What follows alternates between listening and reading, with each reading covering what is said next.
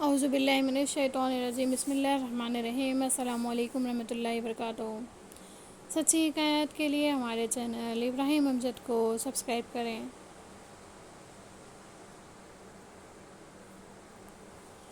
کچھ دن کے بعد میں اپنی بیوی اور بچوں کو دیکھنے اور روضہ رسول صلی اللہ علیہ وسلم کی زیارت کرنے کے لیے بے اختیار ہو گیا۔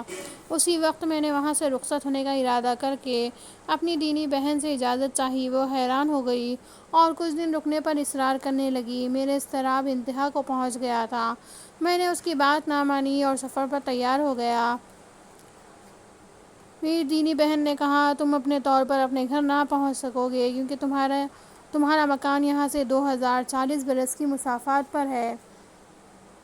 میری دینی بہن نے کہا، میں تم کو ایک دیو کے ذریعے مدینہ طیبہ پہنچانے کا بندوبست کرتی ہوں۔ تم کو کسی طرح کا اندیشہ کرنے کی ضرورت نہیں۔ دیو تمہیں آسانی کے ساتھ تمہارے گھر پہنچا دے گا۔ پھر ایک دیو کو بلا کر اس سے کہا، یہ میرے دینی بھائی ہیں، ان کا وطن مدینہ طیبہ ہے، تو ان کو مدینہ طیبہ میں ان کے گھر پہنچا دے۔ دیو نے کہا، بہت اچھا، میں انہیں بہت جلد ان کے گھر پہنچا دوں گا۔ میری دینی بہن نے کہا، جلد سے جلد کتنے دنوں میں؟ دیو نے کہا، 3 دن میں۔ دیو کی زبان سے 3 دن کی مسافت کی بات سن کر میری جان میں جان آئی۔ میری دینی بہن نے مجھے دیو کی گردن پر سوار کر کے کہا، میرے دینی بھائی، میں اب تمہیں رخصت کرتی ہوں۔ شاہ پری نے جو دعا تمہیں سکھائی ہے وہ ہر وقت پڑھتے رہو اور اس کی برکت سے تم ہر طرح کی بلا سے محفوظ رہو گے۔ جاؤ، تمہیں خدا کو سونپا۔ دیو مجھ کو آسمان کی طرف لے اڑا۔ تھوڑی دیر کے بعد مجھ کو ہلاک کر دینا چاہا، یعنی مجھے نیچے پھینک دینے پر آمادہ ہو گیا۔ اس کی یہ آمادگی میری سمجھ میں آ گئی اور میں نے شاہ پری کی سکھائی ہوئی دعا پڑھنی شروع کی۔ اس کی برکت سے وہ مجھ کو نقصان نہ پہنچا کر سکا۔ خود ایک دریا میں گر پڑا اور میں اس کی گرفت سے چھوٹ کر ایک پہاڑ پر کھڑا ہو گیا۔ پھر وہ دیو دریا سے نکل کر میرے پاس آیا۔ میں نے کہا، اے دیو، تو مجھ کو ہلاک کرنے کی تدبیریں کیوں کر رہا ہے؟ دیو نے کہا، میں تجھ کو ہلاک کرنا نہیں چاہتا۔ بات یہ ہے کہ تیرے وطن کا ایک ہی راستہ ہے، اس راستے کے سوا دوسرا کوئی راستہ نہیں۔ وہ راستہ بڑا ہی خطرناک ہے۔ میں نے کہا، اس راستے میں تیرے لیے کیا خطرہ ہے؟ دیو نے کہا، ایک بہت ہی بڑا قوی دیو ہیکل وہاں رہتا ہے۔ وہ میرا دشمن ہے۔ جب وہ ہم دونوں کو دیکھے گا یقیناً مار ڈالے گا، اسی لیے میں تجھے ادھر ادھر لے کر پھر رہا ہوں۔ میں نے کہا، اس قوی ہیکل دیو سے بچ کر نکلنے کی کیا تدبیر ہے؟ دیو نے کہا، تو مجھ کو اپنی انگشتری دے دے تاکہ اس کی برکت سے میں اپنے دشمن کو زیر کر لوں اور حفاظت کے ساتھ تجھ کو تیرے گھر پہنچا دوں۔ یا امیر المومنین، میں نے اپنی انگلی سے انگشتری نکال کر اس کو دے دی۔ وہ انگوٹھی کو اپنے منہ میں لے کر وہاں سے فرار ہو گیا۔ مجھ کو سخت حیرانی ہوئی کہ خدایا، اب میں کیا کروں، کدھر جاؤں؟ تھوڑی دیر توقف کر کے اللہ کا نام لے کر ایک طرف روانہ ہوا۔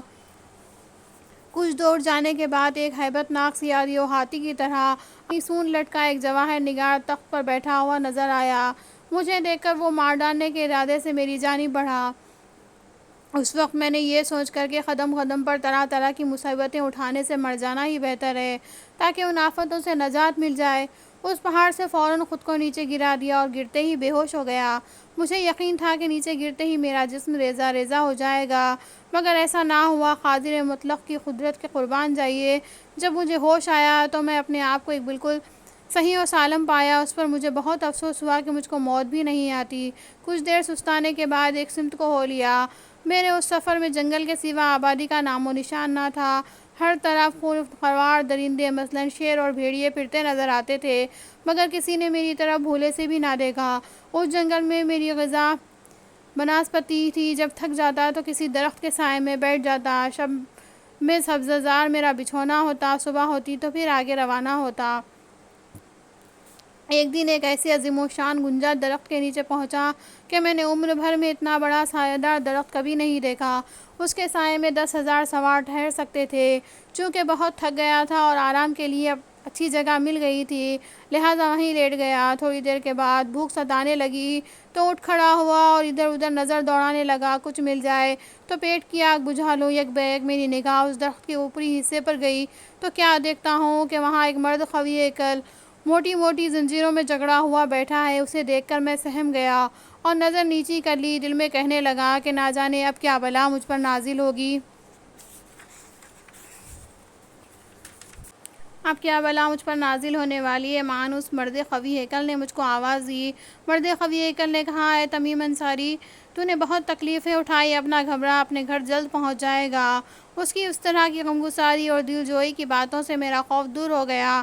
ڈھارس بندھی، پھر بھی میں نے ڈرتے ڈرتے اسے پوچھا، اے شخص تو کون ہے؟ تجھ کو اس درخت پر زنجیروں میں کس نے جکڑا ہوا ہے؟ مرد قوی ہیکل نے کہا، میں خدا تعالیٰ کے حکم سے یہاں مقید ہوں۔ اے تمیم انصاری، میں تجھ سے معلوم کرنا چاہتا ہوں کہ حضرت محمد صلی اللہ علیہ وسلم وقت حیات ہے یا نہیں۔ میں نے کہا، حضرت محمد صلی اللہ علیہ وسلم وفات پا گئے ہیں۔ مرد قوی ہیکل نے کہا، کیا لوگ زنا کرتے ہیں، جوا کھیلتے ہیں، جھوٹی گواہی دیتے ہیں، شراب پیتے ہیں؟ میں نے کہا، ہاں ہاں، سب کچھ کرتے ہیں۔ یہ سن کر اس نے ایسا زور لگایا کہ زنجیریں ٹوٹ گئی، پھر ایک ایسا نعرہ مارا کہ جنگل میں گویا زلزلہ آ گیا۔ اسی وقت ایک فرشتہ آسمان سے نازل ہو کر اپنا گرز گراں اس قوی ہیکل انسان کے سر پر مارا اور کہا، اے ملعون، ابھی وہ وقت نہیں آیا جس کا تو منتظر ہے۔ اس نے فرشتے کے سامنے دم نہ مارا، ہوں ہاں تک نہیں کی، بالکل خاموش کھڑا رہا۔ اس فرشتے نے پھر اس کو زنجیروں میں جکڑ دیا۔ میں یہ منظر دیکھ کر ہکا بکا رہ گیا کہ الہی، یہ کیا ماجرا ہے؟ اتنے میں وہ فرشتہ مجھ سے مخاطب ہوا۔ فرشتے نے کہا، اے تمیم انصاری، یہ تجھے کیا ہوا جو اس ملعون سے ہم کلام ہوا؟ میں نے کہا، اے خدا کے نیک بندے، تجھ پر رحمت ہو، یہ شخص کون ہے جس کو تو نے زنجیروں میں جکڑ دیا؟ فرشتے نے کہا، میں فرشتے خداوند تعالیٰ کا بھیجا ہوا ہوں۔ یہ ملعون دجال ہے جو قیامت کے قریب ظاہر ہوگا اور خلق خدا کو دھوکہ دے کر گمراہ کرے گا۔ پیغمبر خدا صلی اللہ علیہ وسلم نے جس دجال کے ظہور کے متعلق آگاہ کیا ہے اور جس کی کچھ علامتیں بھی بیان فرمائی ہیں، وہ یہی دجال ہے۔ اگر میں نہ آتا تو یہ تجھ کو زندہ نہ چھوڑتا۔ جب میں نے یہ حال معلوم کر لیا تو اپنے مطلب کی طرف رجوع کیا۔ اے فرشتے، میں مدت مدید سے حیران و پریشان بھٹکتا لغدغ جنگلات میں طے کرتا پھر رہا ہوں۔ برائے خدا تو ہی میری رہبری کر اور مجھ کو میرے وطن کا راستہ بتا دے۔ وہ فرشتہ میری رہبری کرنے پر تیار ہو کر میرے ہمراہ تھوڑی دور تک چلا اور مجھ کو راستے پر لگا کر کہا، سیدھا قبلے کے رخ پر چلا جا، ادھر ادھر نہ دیکھ، اگر یہ سمت چھوڑے گا تو راستہ بھول جائے گا۔ آپ بیتی تمیم انصاری رضی اللہ تعالیٰ عنہ جاری ہے۔ صدق اللہ العلی العظیم، وما علینا الا البلاغ۔ ہمارے چینل کو لائک، شیئر اور سبسکرائب کریں۔